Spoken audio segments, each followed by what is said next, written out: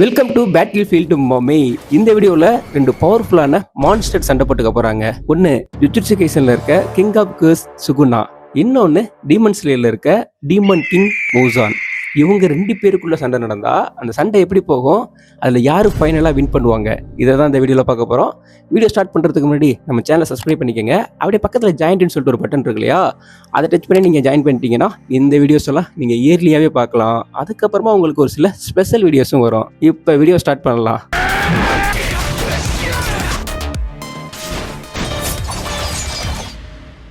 First நான் demon king மூசான்ட்டேருந்தே start பண்ணுறேன். மூசான் இருக்கான் இல்லையா, இவன் வந்து டீமன் ஸ்லேயரில் பவர் கிவர். ஸோ பவர் கிவர்னு எப்படி சொல்கிறேன்னா, ஃபஸ்ட்டு உருவான டீமன் மூசான் தான். அதுக்கப்புறமா மூசானோட பிளட் இருக்கு இல்லையா, அதை கொடுத்து தான் மற்றவங்களை டீமன் ஆக்கியிருப்பான். அப்படி ஆக்குறப்போ அவங்களால பிளட் டீமன் ஆர்ட் வந்து யூஸ் பண்ண முடியும். அதுக்கப்புறம் நிறைய ஸ்பெஷல் எபிலிட்டிஸ் எல்லாம் அவங்களுக்கு வந்து கிடைக்கும். ஸோ இவன் வந்து டீமன் ஸ்லேயரில் பவர் கிவராக இருக்கான். ஸோ மூசானோட பெரிய ப்ளஸ்ன்னு எடுத்துக்கிட்டோம்னா ஏகப்பட்டது இருக்குது. அதில் ரொம்ப ரொம்ப பவர்ஃபுல்லாக இருக்க ஒரு சிலதாக பார்க்கலாம். ஃபஸ்ட்டு இவனோட ரீஜெனரேஷன் எப்படி இருக்குன்னா ரொம்ப ரொம்ப ஹையாக இருக்கும். அதுலேயும் இன்ஃபினிட்டி கேஸ்டில் மூசானுக்கு அகேன்ஸ்டாக பவர்ஃபுல்லான ஆசிராஸ்லாம் சண்டை போட்டிருப்பாங்க. 5 ஆசிராஸ் வரைக்கும் சண்டை போட்டிருப்பாங்க. கியோமே, சனேமி, டோமியோகா, மிட்சுரி, ஒபானாய், இவங்க 5 ஆசிராஸ் சண்டை போட்டிருப்பாங்க. அதுக்கப்புறமா நம்ம தாஞ்சிரோ, இனோஸ்கே, ஜெனிட்சு இவங்கெல்லாம் கூட சண்டை போட்டிருப்பாங்க. அதுவும் வீக்காக இருக்க மூசானுக்கு அகேன்ஸ்டாக. ஏன்னா அப்போதைக்கு மூசானுக்கு வந்து டீமன் ஆன்டிபயோட்டிக் மெடிசன் வந்து கொடுத்துருப்பாங்க. அதனால அவனை வந்து அதை அஃபெக்ட் பண்ண ஆரம்பிச்சிருந்திருக்கும். அப்படி இருக்கையிலேயே அவனோட ரீஜெனரேஷன் எந்த அளவுக்கு ஹையாக இருக்குன்னா, ஒபானா இருக்கான்ல, அவன் வந்து மூசானை கட் பண்ணுவான். கட் பண்ண உடனே ரீஜெனரேட் ஆகும். ஸோ அங்கே இருக்கவங்களுக்குலாம் டவுட்டே வரும், நம்ம கட் பண்ணலையான்னு சொல்லிட்டு கூட டவுட் வரும். அந்த அளவுக்கு அவனோட ரீஜெனரேஷன் ரொம்ப ரொம்ப ஹையாக இருக்கும். அவனோட செல்ஸ் இருக்கு இல்லையா, அதெல்லாம் வேற லெவலில் மேனிப்புலேட் பண்ணுவான். அசால்ட்டாக ரீஜெனரேஷன் பண்ணிக்கிட்டே இருப்பான். அதுக்கப்புறம் பார்த்தீங்கன்னா அவனோட விப்பு. ஸோ இது ரொம்ப ரொம்ப டேஞ்சர். அவனோட முதுகுலேருந்து நிறையா வரும். ஸோ அது வந்து 360 அட்டாக் பண்ணும். ஸோ அப்படி அட்டாக் பண்ணுறப்ப என்னென்னா, அதை டச் பண்ணிச்சுன்னு வச்சுக்கங்களே, அவங்கள கட் பண்ணும். அதுக்கப்புறமா அவனோட பிளட் இருக்குல்ல, அதுவும் பாய்சன். இன்னும் சொல்லப்போனால் இவனுக்கு அகேன்ஸ்டாக சண்டை போகிறது டெத்துக்கு அகேன்ஸ்டாக சண்டை போடுற மாதிரி. அட்டாக் பண்ணுறான்ல, அதோட ஸ்பீடு எந்த அளவுக்கு இருக்கும் தெரியுமா? மிட்சுரி இருக்கா இல்லையா, அவளுக்கெல்லாம் அந்த அட்டாக்கை பார்க்கவே முடியாது. ஒரு கெஸ்ட்டில் தான் வந்து விலகிட்டு இருப்பா. அதே மாதிரி நம்ம தாஞ்சிரோ இருக்கான்ல, அவனால் ஸ்மெல் பண்ண முடியும் இல்லையா. ஸோ அந்த ஸ்மெல் பண்ணாலும் அவனோட அட்டாக் அதுக்கு முன்னாடி நடந்து முடிஞ்சிடும். அந்தளவுக்கு ஸ்பீடாக இருக்கும். ஸோ இது வந்து மிட்சுரியை வந்து நம்ம இம்பார்ட்டண்ட்டாக பார்க்க வேண்டிய ஒன்று. ஏன்னா அவள் வந்து அப்பர் மூன் 4 இருக்கால்ல, கென்டென்கோ, அவனுக்கு அகேன்ஸ்டாக சண்டை போடுறப்போ அசால்ட்டாக சண்டை போட்டிருப்பா. அதில் என்ன மெயினான ரீசன் வந்து அவன் வந்து லைட்னிங் வந்து யூஸ் பண்ணுவான். அப்படி இருந்தே அவனோட அட்டாக்கை ஈஸியாக டாச் பண்ணியிருப்பா, அவனை போட்டு பொழந்திருப்பா. அவளோட ஸ்வாட் இருக்குல்ல, அதுவும் டிஃப்ரெண்ட்டாக இருக்கும். அதுவும் ஒரு விப் மாதிரி தான் இருக்கும். லாங் ரேஞ்சிலேருந்து அட்டாக் பண்ண முடியும். ஸோ அப்படி இருக்க மிட்சுரியாலேயே அந்த அட்டாக்கை பார்த்துருக்க முடியாது. டோமியோகா அவனுமே ரொம்ப ஸ்பீடு தான். சனேமி செகண்ட் ஃபாஸ்டஸ்ட் ஆசிரா.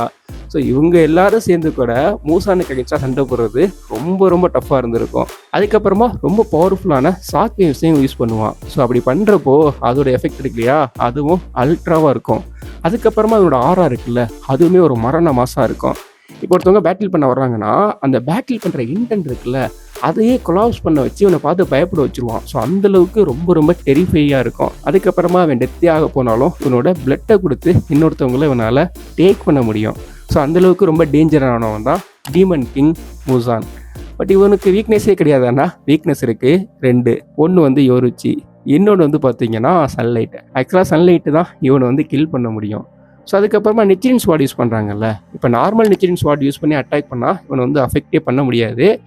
பட் அந்த நிச்சிரின் ஸ்வாடை ரெட் ஆக்கி இவனை அட்டாக் பண்ணுறாங்கன்னு வச்சுக்கங்களே, இவன் வந்து அஃபெக்ட் ஆவான். அதுலேயும் சன் பிரீத் யூஸ் பண்ணனால செம்மையாகவே அஃபெக்ட் ஆகிருந்திருப்பான். அவர் வந்து சன் பிரீத்தில் 13th ஃபார்ம் யூஸ் பண்ணனால செம்மையாகவே அஃபெக்ட் ஆகிருந்திருப்பான். ஸோ இதில் என்ன மெயினாக பார்க்க வேண்டியது ஒன்றுனா, அந்த நிச்சிரின் ஸ்வாட் என்ன பண்ணுன்னா, சன்லைட் இருக்குல்ல அதை வந்து அப்சர்வ் பண்ணும். ஸோ அதனால தான் அந்த ஸ்வாடை யூஸ் பண்ணி அட்டாக் பண்ணுறப்போ வந்து டீமன்ஸ் எல்லாம் அஃபெக்ட் ஆகிறாங்க. அதுலேயும் ரெட் நிச்சிரின் நான் மாற்றுறப்போ அந்த ஹீட் இருக்குல்ல, அது எக்ஸ்ட்ரீமாக போகும். ஸோ அப்படி எக்ஸ்ட்ரீமாக போய் அட்டாக் பண்ணுறப்போ மூசானோட செல்ஸ்லாம் கூட அஃபெக்ட் ஆகிருந்திருக்கும். பட் அவன் தலையளவு இருக்க ஃப்ளஷ் இருந்ததுக்கப்புறம் கூட அவன் வந்து ரீஜெனரேட் ஆகி வந்திருப்பான்னு வச்சுக்கங்களே. ஆனால் அந்த ரெட் நிச்சிரின் வந்து அவனை வந்து அஃபெக்ட் பண்ணுது. ஸோ அதோட யோரிச்சு போட்ட காயம்லாம் கூட அவனுக்கு இருக்கும். இப்போ நம்ம வந்து சுகுனாவுக்கு வரலாம். ஸோ சுகுனாவை எடுத்துக்கிட்டோம்னா சுகுனாவோட பவர்ஸ் வந்து நிறையா ஸ்டேஜாக இருக்குது. ஏன்னா சுகுனாவோட ஃபிங்கர் இருக்கு இல்லையா, ஸோ அந்த ஃபிங்கர் எந்த அளவுக்கு இருக்கோ அந்தளவுக்கு பவர்ஃபுல்லாக இருப்பான். 20 ஃபிங்கர் இருக்க சுகுனா ரொம்ப ரொம்ப பவர்ஃபுல்லாக இருப்பான். ஸோ அவனோட ஃபுல் ஃபார்மில் பார்க்குறப்போ 4 ஹேண்ட் இருக்கும், 2 மவுத் இருக்கும். அப்போதைக்கு சுகுனாவோட ஸ்ட்ரென்த்தெல்லாம் வேறு லெவலு. சுகுணா எப்படின்னா ஒரு battle beast, battle hunger. So அப்படி சொல்லலாம். சுகுணாவோட ஆட்டிடியூடு எப்பவுமே அப்படிதான் இருக்கும். ஸோ நம்ம சுகுணாவோட ஃபுல் பவர் எடுக்க வேண்டியதில ஃபியூ பவர்ஸை மட்டும் நம்ம பார்க்கலாம். ஃபர்ஸ்ட்டு வந்து இந்த சிபியா இன்சிடென்ட் நடந்தது இல்லையா? அதில இருக்க சுகுணாவ எடுத்துக்கலாம். ஏன்னா அந்த சுகுணா வந்து 75% அவனோட பவர்ல வந்து இருந்திருப்பான். அதில 2 முக்கியமான தரமான சம்பவத்த பண்ணியிருப்பான். ஒண்ணு வந்து மகோரகா. ஸோ மகோரகா இருக்கு இல்லையா? அத டிஃபீட் பண்ணியிருப்பான். அத டிஃபீட் பண்றதெல்லாம் ஈஸியான ஒண்ணு கிடையாது.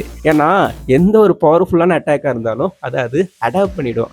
அடாப்ட் பண்ணிட்டு திரும்ப அந்த அட்டாக் போறாங்கன்னு வச்சுக்கங்களேன், அது மேல ஒர்க் ஆகாது. ஸோ அந்த அளவுக்கு டேஞ்சரான ஒரு பீஸ்ட் தான் மகோரகா. அந்த மகோரகாவையே சுகுணா வந்து டிஃபீட் பண்ணியிருப்பான். அதுக்கப்புறமா ஜோஹோ. ஜோஹோ வந்து இந்த பேட்டிலுக்கு ரொம்ப ரொம்ப இம்பார்ட்டன்ட். ஏன்னா ஜோஹோ இருக்கான்ல, அவன் வந்து ஒரு கர்ஸ்டு ஸ்பிரிட்டு. அதுலேயும் ஸ்பெஷல் கர்ஸ்டு ஸ்பிரிட்டு. அவனோட பேஸ் என்னன்னு பார்த்தீங்கன்னா, இப்போ இந்த எரிமலை இருக்கு இல்லையா? இதை பற்றின ஹியூமனோட ஃபியர்லேருந்து கிரியேட் ஆன அந்த நெகட்டிவ் எமோஷன்லேருந்து கிரியேட் ஆனவன் தான் ஜோஹோ. அவனோட பேஸே பார்த்தீங்கன்னா அந்த எரிமலை தான். அந்த எரிமலை குழம்பு ரிலேட்டடான அட்டாக்ல வந்து யூஸ் பண்ணுவான். அவனையே சுகுணா என்ன பண்ணுவான்னா, இவனோட டிவைன் ஃப்ளேம் இருக்கு இல்லையா? அதை யூஸ் பண்ணி எரிச்சிருப்பான். அவனே நெருப்பா இருக்கவன், அவனை அஃபெக்ட் பண்ற அளவுக்கு இவன்ட்ட வந்து ஃபயர் இருக்கு.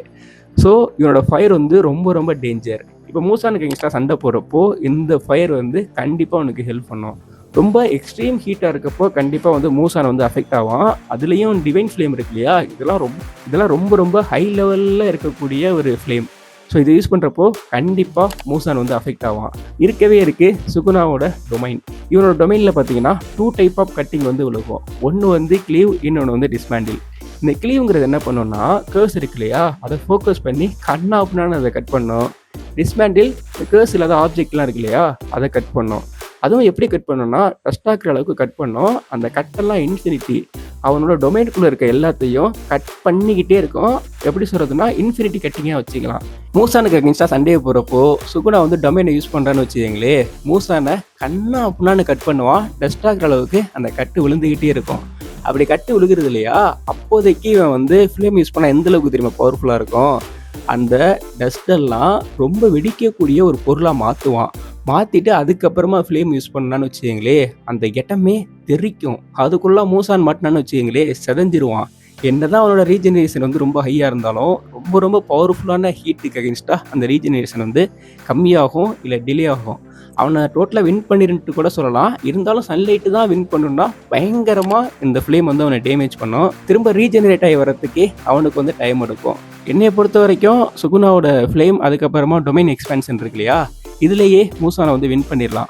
அப்படியும் இல்லை, சன்லைட் வர வரைக்கும் சுகுணா பேட்டில் பண்ணணும்னா அதையும் சுகுணாவில் பண்ண முடியும். ஸோ சுகுணாவோட இப்போ ஒரு டிஃபென்ஸ் எடுத்துக்கலாம். இவர் இருக்கார்ல கோஜோ வந்து 200% பர்பிள் யூஸ் பண்ணியிருப்பாரு. அந்த பர்பிள்லேருந்து எஸ்கேப் ஆகிறதுக்கு என்ன பண்ணியிருப்பான்னா, 2 ஹேண்ட்லேயும் ரொம்ப அதிகமான அமௌண்ட் ஆஃப் கர்ஸை யூஸ் பண்ணி அதை ஸ்டாப் பண்ணியிருந்திருப்பான். பட் கை டேமேஜ் ஆகியிருந்தாலும் அதுலேருந்து அவன் உயிரோடு இருந்திருப்பான். 200% பர்பிள் அட்டாக்லேருந்து உயிரோடு இருக்கிறதெல்லாம் ஈஸியான ஒன்று கிடையாது. அது 100% யூஸ் பண்ணாலே அதை நத்திங் ஆக்கிரும். 200%ங்கிறப்போ வந்து அது எவ்வளோ பவர்ஃபுல். கொஞ்சம் லாங் டிஸ்டன்ஸ்லேருந்து வந்திருந்தாலும் அது ரொம்ப ரொம்ப பவர்ஃபுல். அதுலேருந்தே சுகுணா வந்து சர்வே ஆயிருந்திருப்பான். அதுக்கப்புறமா சுகுணாவோட இந்த வேர்ல்டு ஸ்பிளிட் கட்டிங் எபிலிட்டி ஒன்று இருக்குது. ஸோ இது எப்படின்னா, கோஜோக்கு அகென்ஸ்டாக யூஸ் பண்ணியிருப்பான். பட் அதுக்கு வந்து மகோராவோட ஹெல்ப் தேவைப்பட்டிருக்கும். ஆனால் அவனோட கட்டிங் கெப்பாசிட்டி எய்மை பார்த்தீங்கன்னா டோட்டலாக டிஃப்ரெண்ட்டாக இருக்குது. எல்லாருமே கோஜோவோட சண்டை போகிறப்ப என்ன பண்ணுவாங்கன்னா, கோஜோவை அட்டாக் பண்ண ட்ரை பண்ணுவாங்க. பட் சுகுணா என்ன பண்ணியிருப்பான்னா, அந்த இன்ஃபினிட்டியை டார்கெட் பண்ணியிருப்பான். அவன் வந்து கோஜோவை கட் பண்ணல, அந்த இன்ஃபினிட்டியவே சேர்த்து கட் பண்ணியிருப்பான். அப்போ அவனோட கட்டிங் கெப்பாசிட்டி பாருங்க எந்த அளவுக்கு ஒரு ஹையாக இருக்குன்னு. இந்த அளவுக்கு ஹையான அட்டாக்கெல்லாம் மூசானால தாங்கவே முடியாது. இவனோட கட்டிங் கெப்பாசிட்டி அந்த அளவுக்கு ரொம்ப ரொம்ப ஹை. என்னதான் மூசான் வந்து டீமன் ஸ்லேயரில் பவர்ஃபுல்லான ஒரு வில்லனாக இருக்கலாம். பட் நம்ம சுகுணாவுக்கு அகேன்ஸ்டாக மூசான்லாம் சண்டை போட்டான்னு வச்சுக்கங்களே, மூசானை சுகுணா சதைச்சிருவான்.